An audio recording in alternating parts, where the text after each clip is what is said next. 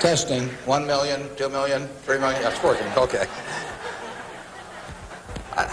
I'd like to talk to you about your financial future, and I hope those figures become applicable to all of you as we go along. And I'd like to start by posing a problem for you. And incidentally, I'm just going to talk for a couple of minutes, and we'll do Q&A, because what we want to do is talk about what's on your mind. But I'd like you to think about this for just a second. If, as we walked out of here today, I said I would like to buy 10% of your financial future, I was going to write you a check today, and from this day forth, you were going to give me 10% of everything you earned. How much would you want to charge me for that? I'm going to buy 1/10 of you. And I may take the low bid, incidentally, so be careful what you write down. Well, I think if you thought about that a little while, you can contemplate that for a few minutes. You know, you're going to get a check from me today, and you can do anything you want with the money, but from this day forth, you have to give me 10% of what you earn. I think it would be very foolish of you, any of you, if you asked for less than, say, $50,000. Now, it's going to be a few years before you're out earning money, and so I've got a few years of dead money there. But then I would start getting this royalty on you as you went along. So I really think that if you thought about it, most of you would want a fair amount more than that, and I think you'd be right. Fortunately, I didn't make this deal with anybody when I started out, so nobody's got a 10% royalty on me. But I think that $50,000 would sort of be the absolute minimum. And if you think about that, that means that right today, you are worth $500,000, because if 10% of you is worth $50,000 in cash today, your potential is worth a minimum on a 100% basis of $500,000. That is the big financial asset you've got. It's way more important what you do with that $500,000 asset that you own today than whether you decide to buy stocks or bonds, or whether you put your money in a mutual fund or pick your own stocks or anything of that sort. The biggest financial asset that you have going for you by miles is the value of your own earning power over the years. So that's really what you should focus on. If you're focusing on your financial future, that means you should focus on you. Because whether your 10% is worth $50,000 or $100,000 or $300,000, which would be $500,000 or $1 million or $3 million for all of you, whether it turns out to be one or the other is really dependent in a very large part on what you do in the next few years. All of you in this room have the brains to do extremely well in life. You've all got the energy to do extremely well in life, and then the question is, how do you apply it? If you've got a 200 horsepower motor, do you get 200 horsepower out of it? Do you get your full potential, or do you get 100 horsepower or 50 horsepower? Now, there's two things that can hold you back in getting the full horsepower out of your engine, whatever it may be. All of you have big enough engines. And one of those is a lack of education, but that probably isn't going to happen to very many people in this room. If you did have a lack of education, if you didn't have a chance to get a decent education in life, it wouldn't make any difference what that potential was, because you'd never unlock it. But the second most important thing, and equally as important, is in terms of the habits that you develop, in terms of what you do with yourself. When we hire people, we look for three qualities. We look for integrity, we look for intelligence, and we look for energy. But if they don't have the first one, integrity, the other two will kill you. Because if you're hiring somebody without integrity, you really want them to be dumb and lazy, don't you? I mean, the last thing in the world you want for them is to be smart and energetic. So smart and energetic only goes with integrity. But the nice thing about, you make your own decision on that. You can't change your IQ or how far you can throw a football or how high you can jump or the color of your hair very easily. But you can elect to have integrity that matches anybody else's. And if you match that with intelligence, which you have, and energy, which you have, you will get an extraordinary result, and you'd be very foolish to sell me 10% of yourself for $50,000. On the other hand, if you don't match it with that, your potential will, in a significant part, go unused. And I'll give you a little simple tests to apply in terms of thinking about the kind of habits you want to develop. Because you can have any habit you want to be. You can be lazy, you can be prompt, you can be late, you can be honest, you can cut corners. I mean, you have all these choices. And those are choices for you to make. Nobody else is going to make them for you. And I would suggest that you play this little game with me, too. Think about the person you would most like to be in life. So maybe it's one of your contemporaries, maybe it's somebody a little older, but pick out the person you admire the most, the person that you'd change places with if you could. And then write down why you admire them. Just put it on a piece of paper. And then figure out the person that you would least like to change places with you. Who really turns you off? Who do you find repulsive? And list the reasons why that person turns you off so much. And put those down on the other side of the paper. And then look at that list. And you'll find that everything on the left-hand side, what you admire in other people, the qualities they bring to life, cheerfulness, generosity, all kinds of things, you'll find those are things you can do yourself. It's very simple. You got to apply yourself, but the habits you form in doing that early on will carry you through life. And on the other hand, you'll find that the things that make people repulsive, selfishness, obnoxiousness, all these things, egotism, are things that no one has to have. If you find those in yourself, you can get rid of them as long as you get rid of them early. So all I suggest is that you write down a list of what you admire, what you find contemptible, and decide that the ones on the admired side are ones you're going to acquire for yourself. And if you do that when you're young, it'll carry you through the rest of your life. This doesn't work if you do it when you're 50 or 60. By then the habits are too well formed. But if you do it early, behavior becomes a habit. So if you do that, 2 or 3 years from now, if you go through the same exercise, you'll find out that the person you admire the most is yourself. That can be a little dangerous under some circumstances, but it's not a bad thing. I mean, you want to be somebody you like, and you don't want to be somebody that you dislike. And form those habits early. You basically can't miss. Now, I'll give you one other small piece of advice that's just a corollary on this, and then we'll get to your questions. And that is, as a general matter, as a one piece of specific financial advice, I would say, avoid credit cards. Just forget about them. We're in various businesses that issue credit cards. The American public loves credit cards. But if you start revolving debt on credit cards, you're going to be paying 18 or 20%. And you can't make progress in your financial life going around borrowing money at 18 or 20%. You can make a lot of money by lending it out at 18 or 20% over time. If you can find anybody that's good that will borrow from you. But you don't want to be on the side of the equation that's always behind in life. I was lucky. I'd saved about $10,000 by the time I got out of school. That $10,000 was really worth millions I might have earned later on, because after you get a family and everything, the expenses roll in. But those were my tools to work with, but it was only because I was ahead of the game. If you're behind the game by $10,000 at some point and paying 18 or 20% interest on it, you will never, you'll never get out of it. So the trick, I've got a partner that says, all I want to know is where I'm going to die, so I'll never go there, And that's true in financial matters as well. You want to figure out where you don't want to be ahead of time and avoid that. And I get about a dozen letters a day from people who are having terrible problems. And there are 2 reasons why they have terrible problems. One is a number of them have had health problems of some sort. I mean, they have really been hit by or somebody in their family has been hit by some kind of catastrophic illness. And that is it's a terrible thing to happen to any family. And they run up bills they can't pay, and really only society can solve that one in terms of protecting people against that. That's just plain bad luck. But the other one is from people who run up credit card debt, and they're facing bankruptcy, or they've been through bankruptcy once before, and they owe a whole bunch of money, and they can't even pay the interest, let alone pay any principal. And half of my letters come from people like that, and that problem is avoidable.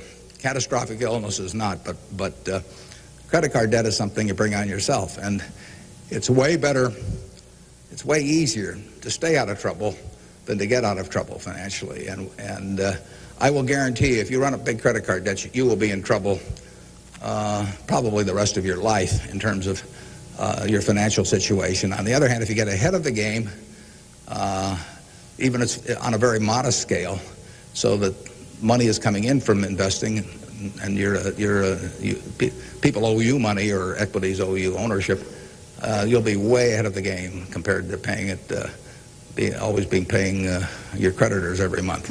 So my advice to you is, if you can't pay for it, don't buy it, and get yourself in a position where you can pay for anything, and then we'll be glad to see you at Borsheim's or the Nebraska Furniture Mart. Now let's have some questions. Do we have a mic out there that people can either go to or that travels around? And I can't necessarily see too well from we're going to have one mic on each side, so just raise your hand and wait for us to come to you.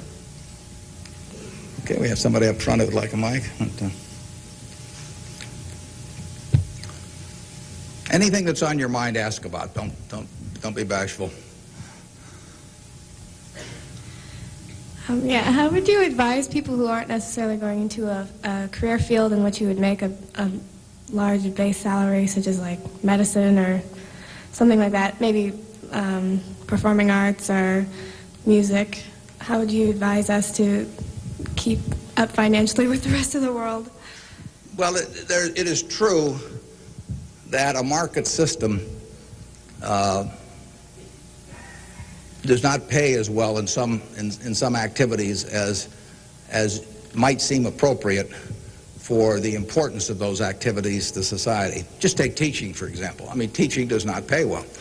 And what could be more important? I mean, you've got to be as interested in who the teachers of your children are as who your accountant is, or whatever, or who's winning the heavyweight title of the world, or that sort of thing. But it doesn't pay well, and it's a fundamental choice whether you're going to go into something. For many people, it'd be a fundamental choice whether you're going to go into something you love or something to try and make a lot of money. I think that generally it pays to go with what you love. I think that it's very hard to find people when they get to be my age who say that they've loved what they've done all their life and feel it was very worthwhile, but they're terribly sad they made that choice because they didn't make a lot of money. I don't think anybody's ever said that to me, that they wish they'd gone into something else where they were uncomfortable doing it or didn't enjoy it, didn't feel very productive, but made a lot of money. So I don't think you'll find that. So I would go to work. I would go to work in whatever turns you on. It may turn out that it'll be more profitable than you can think, but almost everybody here will make enough money, unless they get some terrible habits along the way, to do reasonably well. And doing reasonably well in this country really is pretty darn good. I mean, it's not necessary to have huge amounts of money in order to enjoy yourself. I enjoyed myself when I had my $10,000, and I live in the same house that I lived in when I had about that. I bought it 41 years ago. I liked the house then. I like the house now. I mean, if you think about it, if you have a reasonable job, you'll be eating at McDonald's and I'll be eating at McDonald's. So we're at a push on food. I mean, in fact, I hope it's Dairy Queen, actually, and maybe and if you come to Dairy Queen, you'll see me. And you can order anything on the menu I can order, and we both can afford it. You'll wear the same clothes I wear. I'll pay more for my suits, but as soon as I put them on, they look cheap on me. So we'll look about the same. And, we'll both live in the same kind of houses. I live in that house from 41 years ago, and it's warm in winter, and it's cool in summer, and it's comfortable. And you'll live in a house that's similar. And what difference does it make if you have 50 more rooms or guest houses or all that?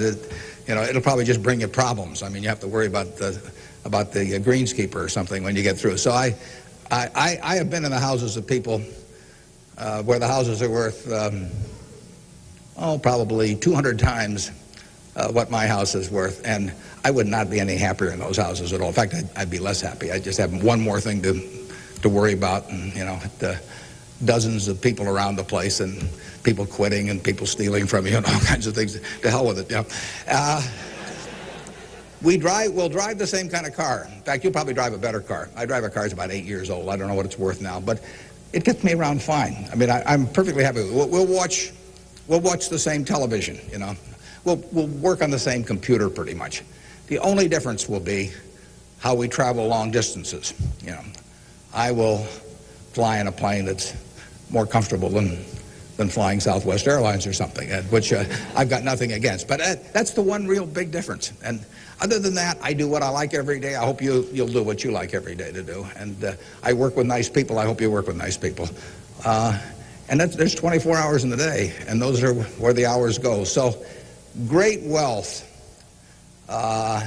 is the tiniest bit different in a real sense than having just a decent income. And to trade a decent income and something you love doing and something where you feel worthwhile doing it for huge wealth where you trade off a lot of your principles would be a terrible mistake.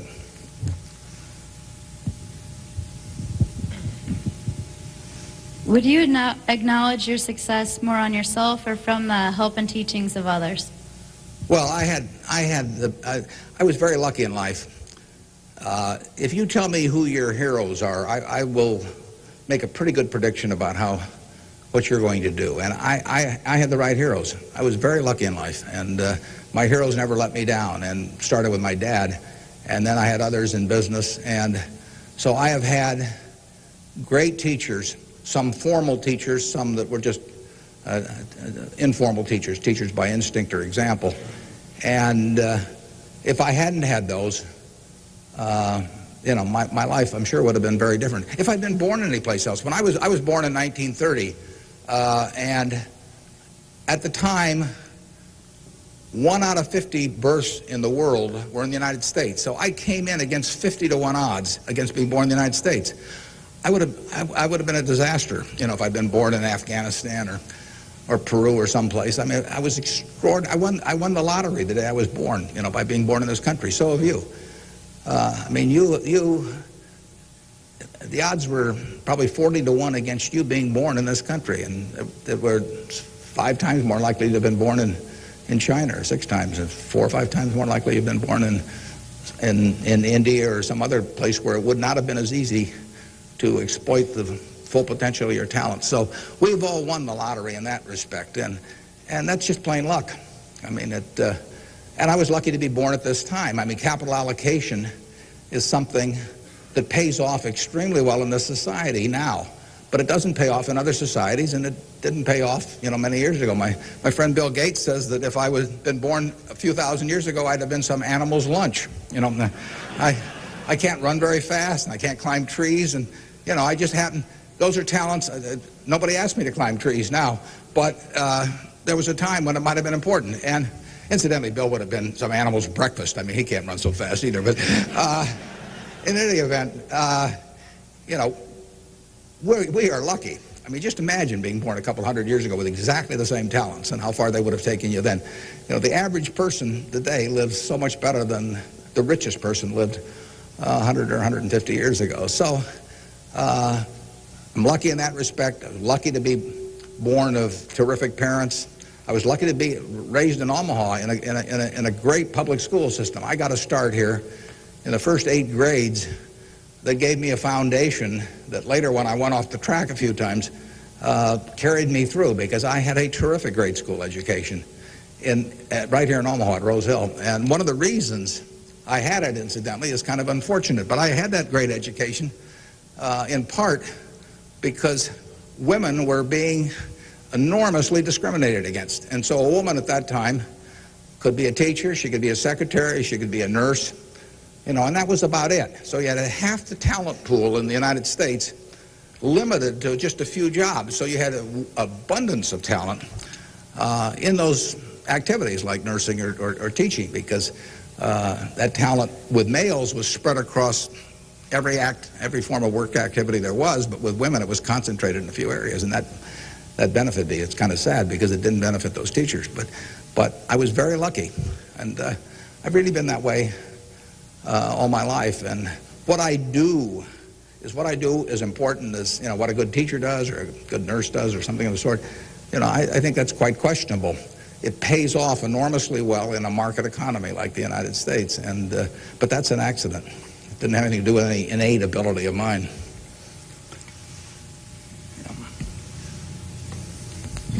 My name is Marina Tsed, and I attend Omaha Central High School. Good for you. Fine institution. Now, Mr. Buffett, technology has been a great factor in stimulating the world economy. What are your predictions for the future of the technology industry, and what is its future role in world economy and the United States economy? Yeah, well, there's no question it's turning the world upside down. It's done it somewhat already, but it will, it's just beginning, but it's moving very fast. I met Gates on July 15th, 1991. I was out there for a 4th of July celebration with a friend and who subsequently died, Meg Greenfield of the Washington Post, and she took us down to visit the Gates family. And he tried to educate me about high tech. And he'd had better luck with chimpanzees. I mean, I was really a disaster. But he's a good teacher.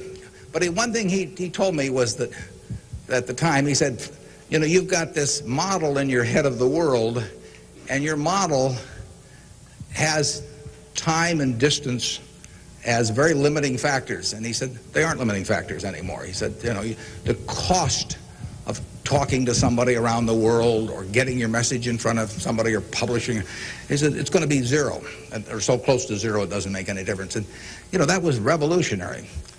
But it's happening already in a very, very big way. And it's just, 8 years later, and it's exploding. So high-tech information technology, whatever you want to call it, is changing the world, and it's going to change it in a very, very big way. And it'll change, that's one of the things I think about in businesses we buy.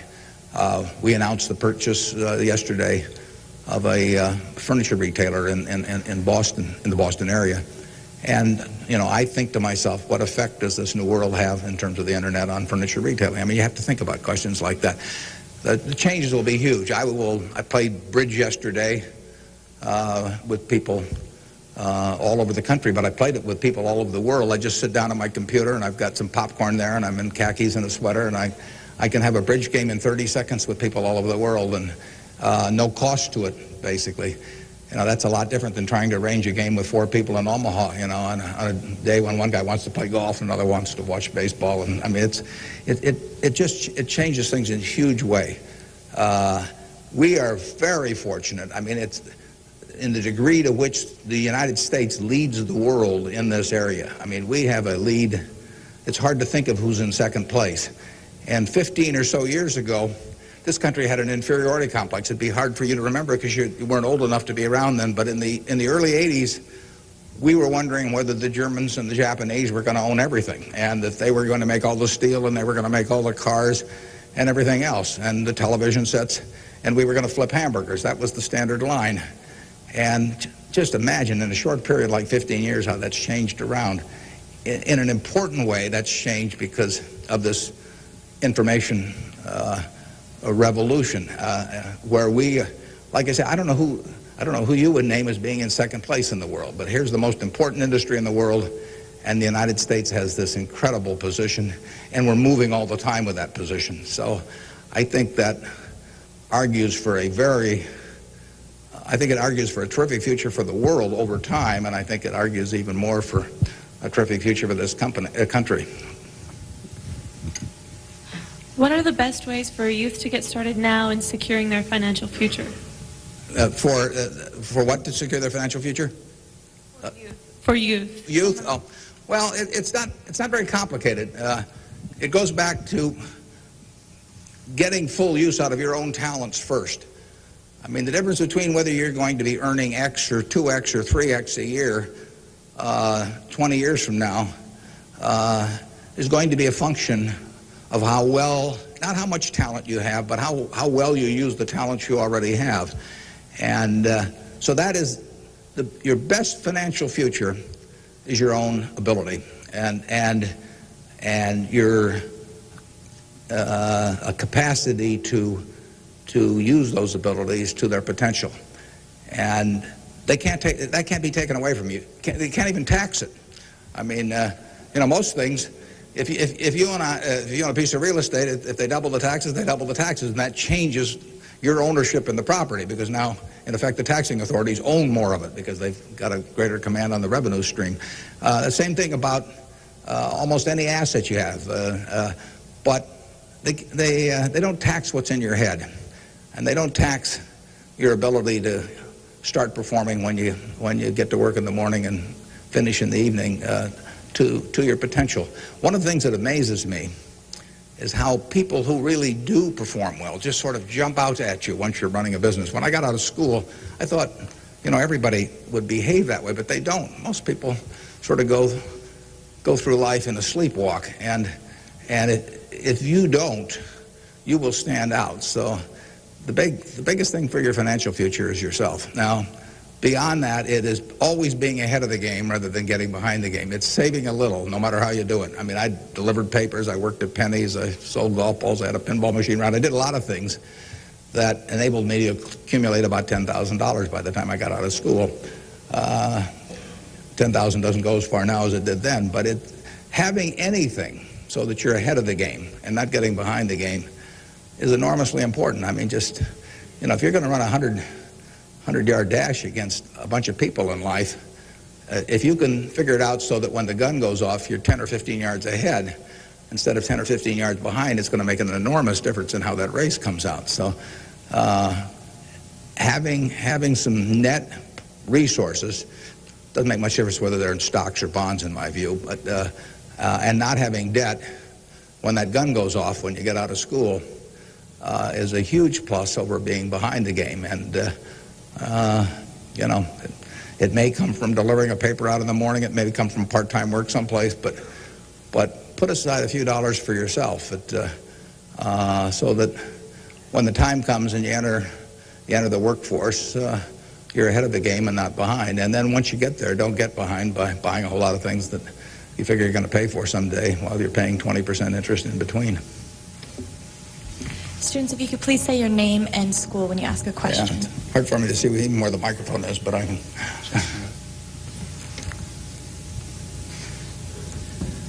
My name is Patrick Doherty, and I'm from Pillion La Vista High School. I was wondering, with the increasing costs of education today, what can students do to deal with their debts once they're out of college?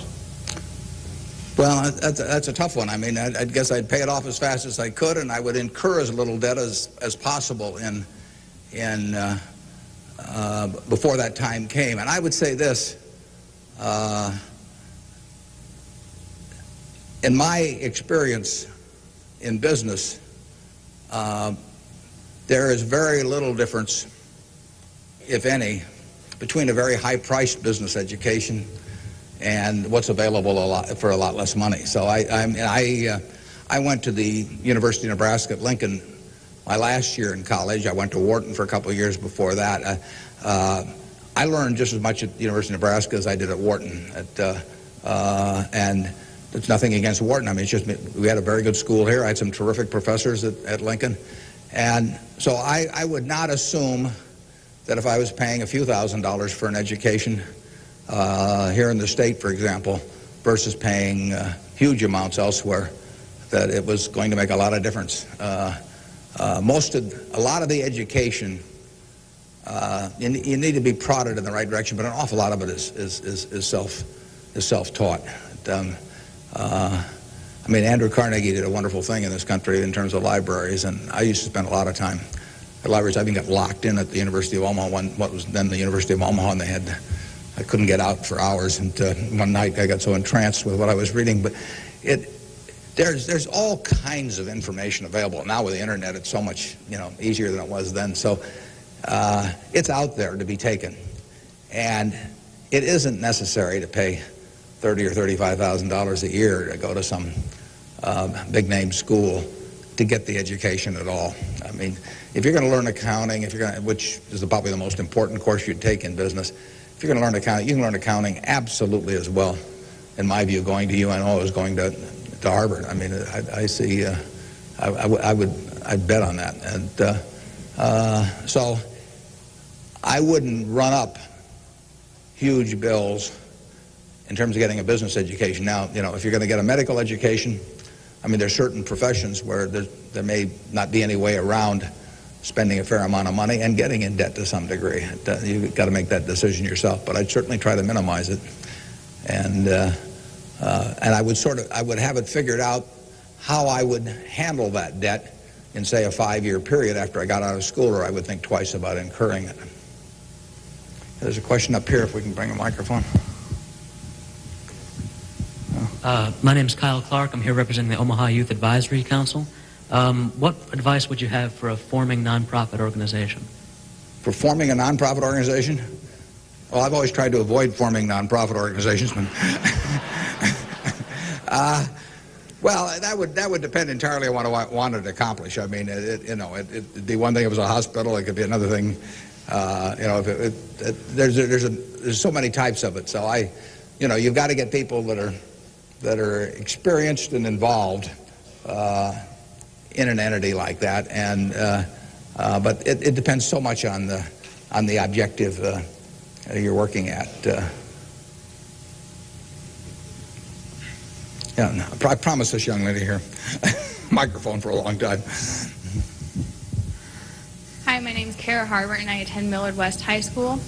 And I understand that you're very civically involved, and I was wondering how important of a quality you think that is for an individual in life and why.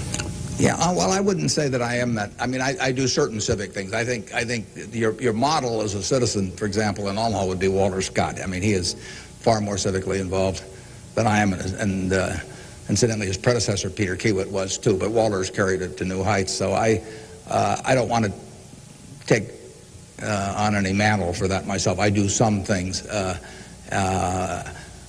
of the problems I have is I love what I do so much that it sort of takes over. I mean, I'm like a guy that likes to play a lot of golf or something, except I like the business I'm in. But I've got a family that participates very actively. Some of my children work on almost anything that comes along in the civic area. And, in the end, people do what they want to do to quite a degree. And I think I've never talked to anybody that enjoyed working in civic activities that didn't feel where it was very worthwhile after they've done it. I mean, they built something, and participating in building something is always a lot of fun. And actually, you can have a good time. We have this golf tournament, for example, in September, and we raised some money for civic things, but everybody has a good time, so nobody's paying any price by doing it. I'm having a good time. The people who come are having a good time, and we get to show Omaha off to people. But you should be enjoying things you go along, and you will if you work in civic activities that interest you. And you can do the same thing in politics. I mean, if you find political ideas or politicians who particularly you identify with, you can get a lot of self-satisfaction out of working, and you're doing something worthwhile. So just follow your instincts on that. That'd be my recommendation.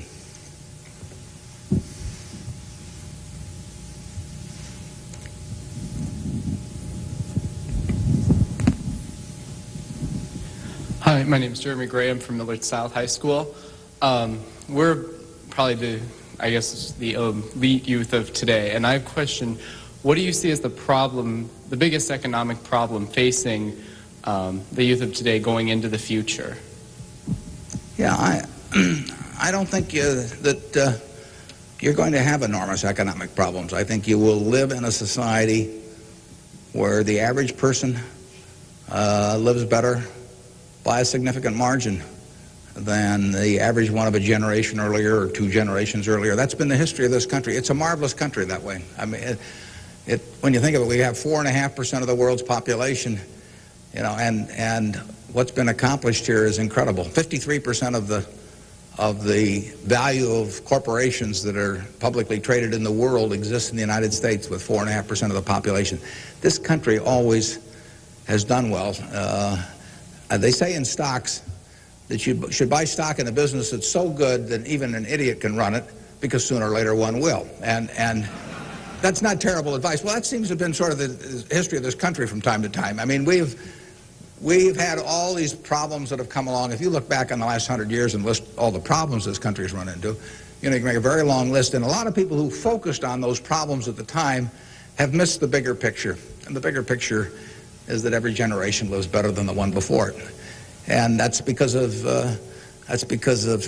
savings, because savings enable people to create new tools to do better things as they go along. And it's also due to an environment that lets people realize their potential to a greater degree than most other environments in the world. It's far from perfect. I mean, it's sad how far it is from perfect, but it is better than anything else around. I mean, in this country, you don't have some commissar or something running a big business in this country. You've got a guy like Jack Welch, and a fellow like Jack Welch makes a difference of night and day in terms of the productivity of that business over a period of decades. And productivity is what causes the standard of living to rise. So a system that throws up the Jack Welches of the world to run businesses is going to have an enormous advantage over a society that does it by heredity or that does it by government edict. And we're closer to that society that I've described than any other country, and it's led to great things, and it will continue to lead to great things. So I think you've got the best future. You don't face a war, and you've got a better future in terms of achieving material rewards than any generation in history. So I wish I could trade you places. I might get taken up on that by a few of you, though.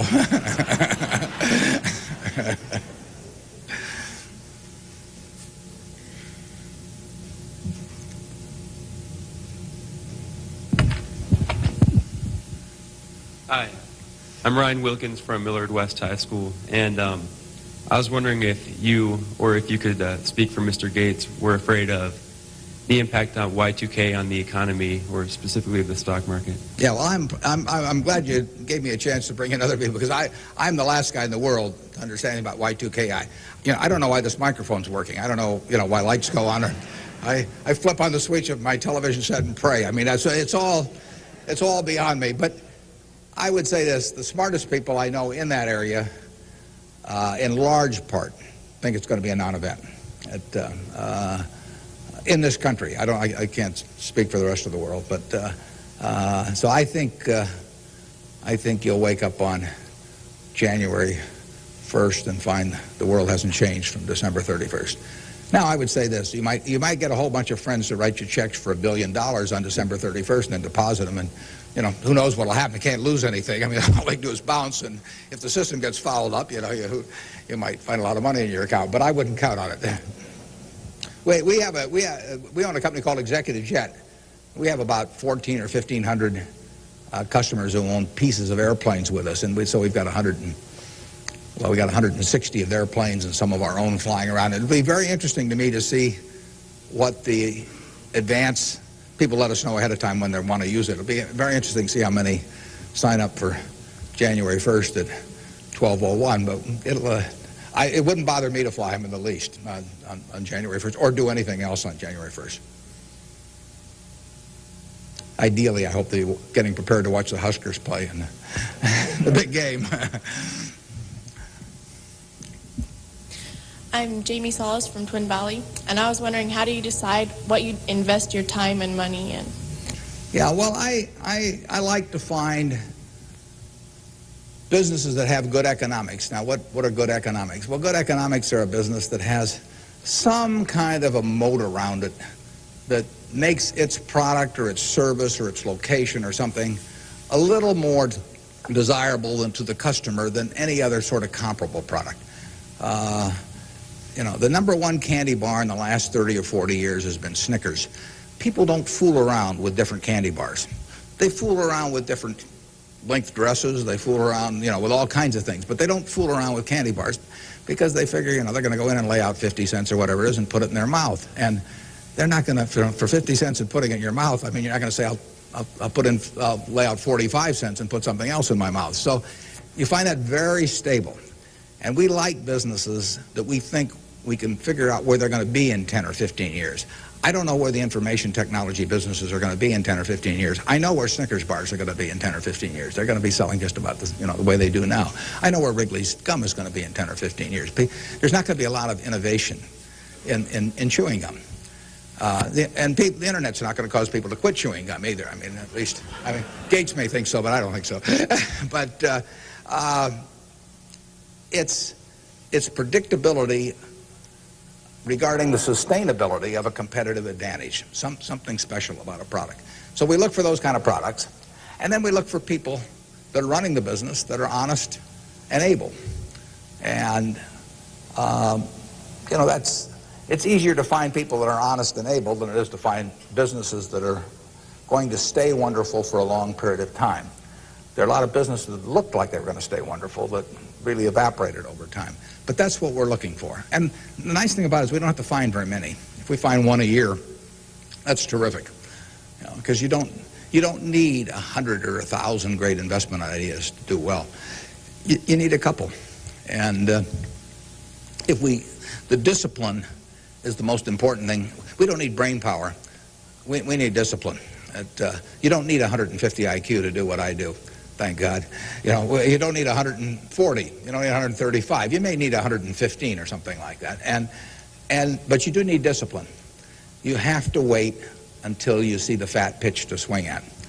Because investing is a no-called strike game. You know, if I were a baseball player and I only liked pitches 2 inches above my navel, you know, some guy could learn that and he could pitch me, you know, 3 or 4 inches below that, and I get called out on strikes because I never find a pitch I like. You can get called out on strikes in baseball. You have to swing at pitches that you don't even necessarily like, particularly after the count gets to 2 strikes. In business, you don't have to swing at anything. You can sit there and the paper says General Motors at 68, or it says General Electric at 115, or it says General Dynamics at 63. And if you don't like those prices, you don't have to swing. You can wait there day after day after day after day, and there are no called strikes. Now, when you swing, when you decide to buy something, then, you know, if you swing and miss, it's a strike. But it's a marvelous game to be in because there are no called strikes, and you can simply wait for that one time in a month or 6 months or a year or 2 or 3 years when you really know what you're doing, where you like the price, where you like the people running the business, and then you swing, and you only need a few swings in your lifetime. So that's the way we try to pick businesses. We try to stay with things we understand. I mean, there can be all kinds of wonderful investment opportunities out there that I don't understand. I don't know what cocoa beans are going to do next year. You know, maybe you know, but I don't know. I don't know what crude oil is going to sell for. But I don't have to know. I just have to know the things. I have to know what I know. I have to know where the limits of my understanding are, what I call what my circle of competence is. And if I'm only able to evaluate 5% of the businesses in the world, no problem. I just stay within that 5% and try and find something. And most people get in trouble in investments because they get itchy. You know, they can't discipline themselves, and they hear about other people making money. Nothing upsets people so much as to hear about their friends making money. I mean, that's very destructive to discipline because they think, you know, I'm smarter than that guy next door, and he just bought that new car with the money he made trading stocks on the internet, so why can't I? Well, the answer is you can't over time. You will lose money if you trade stocks actively. And it's hard to exercise the discipline. But anytime you buy something, you should be able to take out a one-page sheet of paper and say, I'm buying General Motors at 65. I'm buying General Electric at 150 because. And you should write down the reasons. If you can't fill out the sheet, if it's because somebody told me about it at a cocktail party last night, that's not good enough. If it's because my broker told me about it, that's not good enough. You know, you've got to have a reason for thinking that it makes an intelligent investment. You do the same thing if you're buying a farm or an apartment house. If you're buying a farm, you'd say, I'm buying this farm at $1,000 an acre because I think I can earn $60 an acre on it. If corn sells at such and such, and soybean sells at such, and yield is such and such. And you'd figure it out. That's the same reason you buy businesses. And when you buy stocks, you're buying a little piece of a business. And that's probably the most important thing to remember in investing is that when you are buying a stock, you're buying a little piece of the business. And if you are buying it at an attractive price for the business, for the whole business, you're going to make money. And if you aren't, you know, over time you won't make money.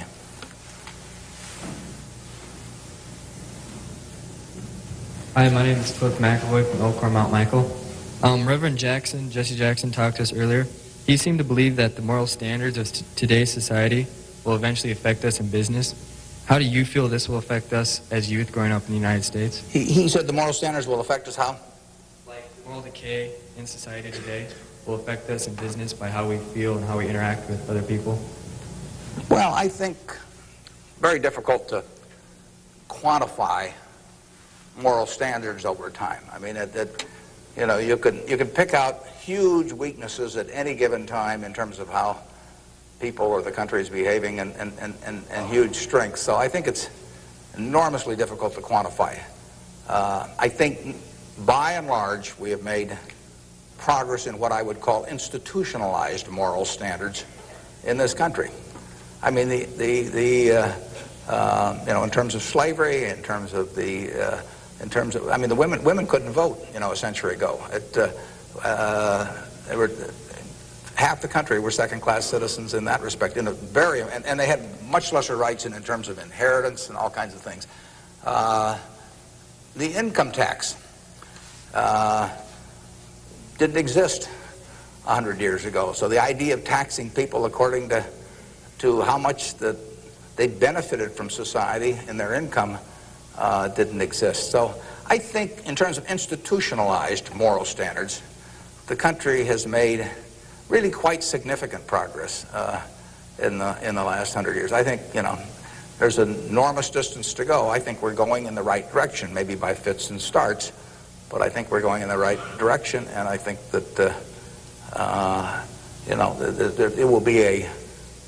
it will be a significant plus to everybody in this room if they live in a more moral society 40 years from now than a less moral. But I think the odds are that they will. I think the country moves in that direction. It's very difficult to do it, and all kinds of interests that work against it. But in the end, I think the American people want it. And you saw it in civil rights. I mean, it took television to dramatize what was going on, and people that weren't near it preferred not to think about it. But it got through to the conscience of the American people. And a lot of progress has been made there, and there's a lot left to be made, but it's better than it was.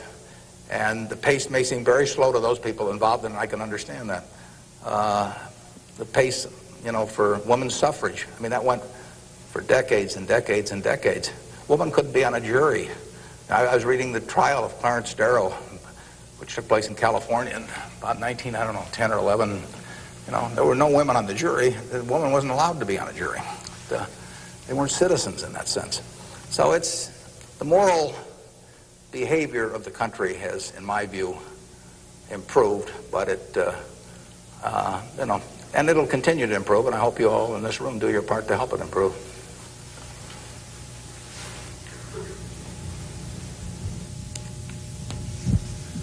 Hi, I'm Nick Jors from Central High, and I was wondering how, since the stock market's so high right now, if it'd be smart for us to get involved now, or to wait till it goes down a little, or what? Yeah, I can't tell you whether or not to buy stocks now generally. I think it's important that you save money, you know, and whether you put it in the stock market or not, I don't think is terribly important. I think if you're interested in stocks, you should buy it, you know, and you've got a little capital, you should buy a few. I mean, I don't think there's any way of learning about them better than experiencing it. Doing it on paper isn't the same. I can guarantee you, if you lose money on paper or lose real money, it's a different experience. And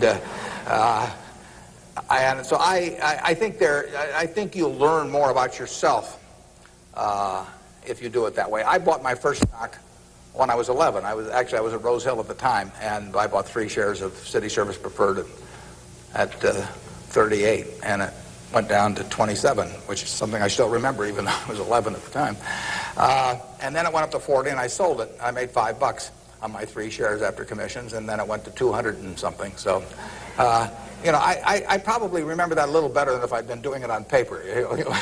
And I fooled around doing a lot of things between about age 11 and 19 in the stock market. I did charts, I did all kinds of technical analysis, I read every book I could get on the subject, and I didn't do that well. I didn't do terrible, but I was really just floundering around.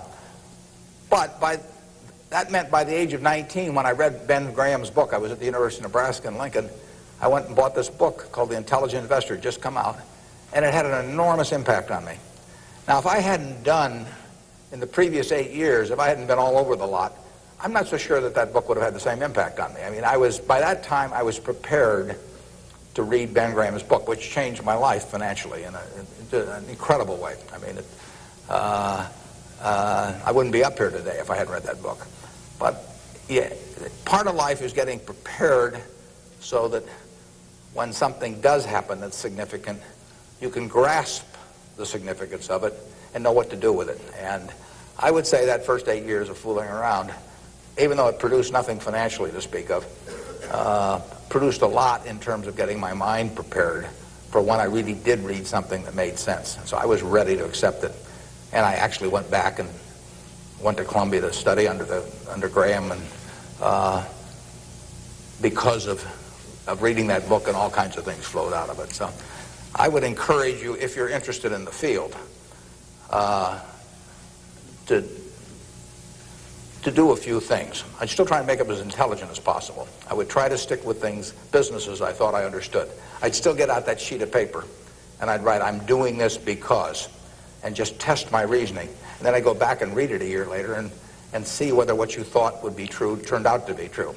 So I would always check myself. I believe in grading myself on everything. You know, doctors have postmortems, and they do it because they learn from postmortems.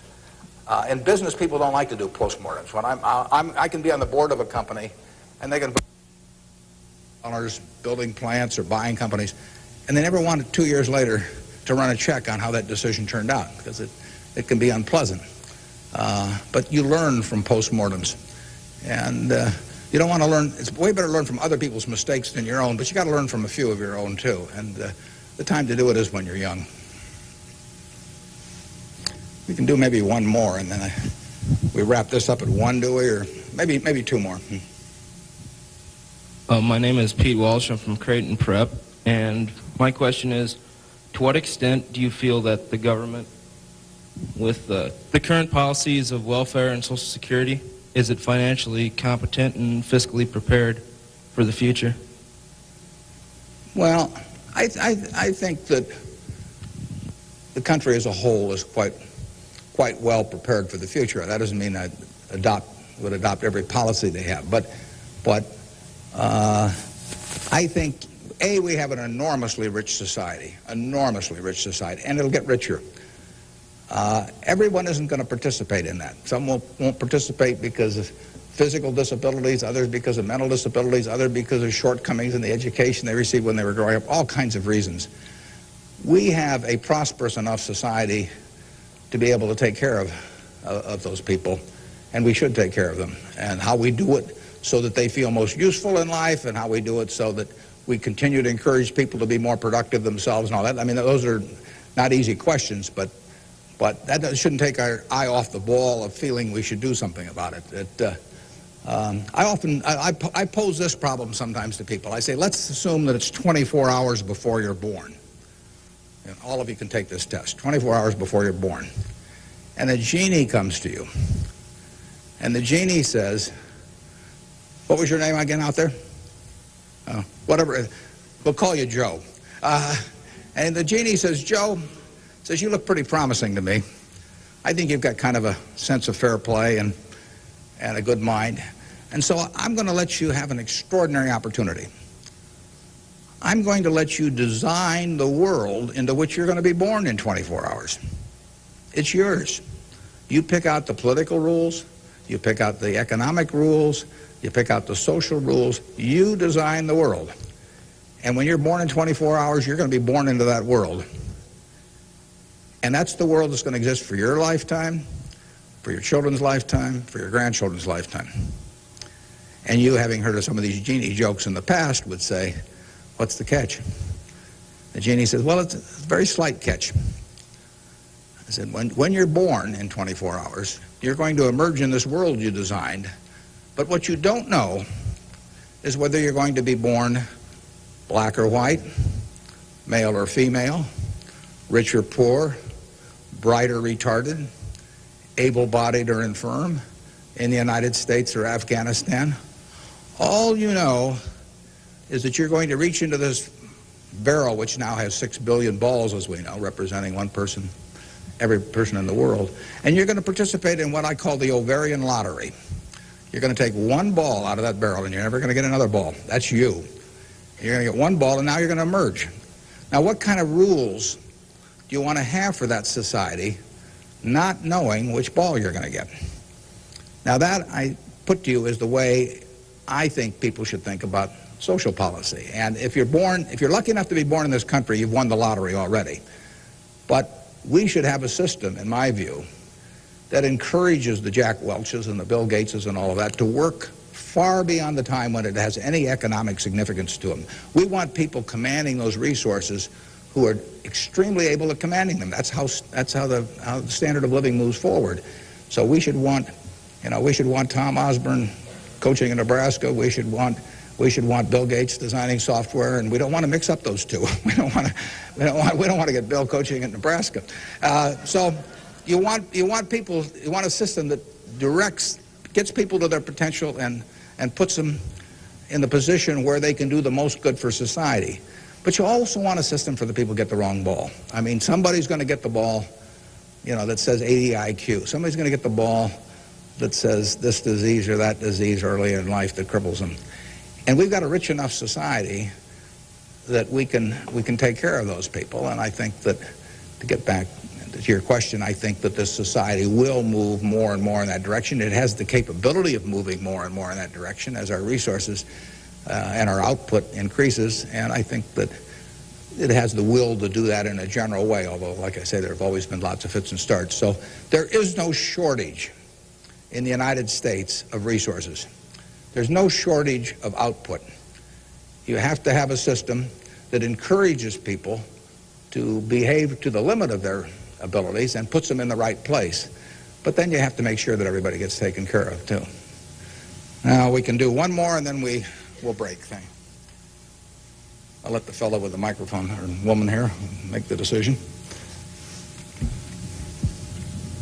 Hi, my name is Ben Gold. I go to Brown Talbot. And I wanted to know, how do you think the media affects the world economically today? Well, it's a small question. Well, what it obviously does, simply because it's moved so far technologically, is it's brought it together in a big way. I mean, I was over in China a few years ago, and I was right after the time of the women's conference in Beijing, and I was reading the Chinese coverage of that conference, and of course it had nothing to do with what was taking place, but the internet was coming in, and you can access the Washington Post or the New York Times or anything. I get the Washington Post at 9:30 here at night. In effect, I never could get it the next day through physical delivery, but by electronic delivery I can read it. Probably earlier than most of the people in Washington are reading it. So the ability to communicate and the degree to which the world can have awareness of what's going on every place in the world is just, it's been a quantum leap. And, that will have, there are a lot of things that come out of that. And net, they're a plus over time. But the ability of information to be available to everyone worldwide almost instantaneously, it can be huge advances in things like medicine, for example, just to pick one. So it's a net plus. It has a big effect, and the definition of media has now been expanded enormously. I mean, there were 3 television networks in the early 1960s, and that was it. There were 3 highways information traveled electronically, and if the 3 pieces of information were I Love Lucy, and something else, those were the 3 choices of information or entertainment that you had for tens and tens of millions of people sitting there looking at a tube.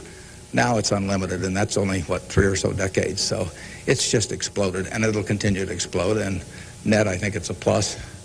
And I think it's 1 o'clock. I want to thank you all. I wish you well. You're going to do terrific. Thanks.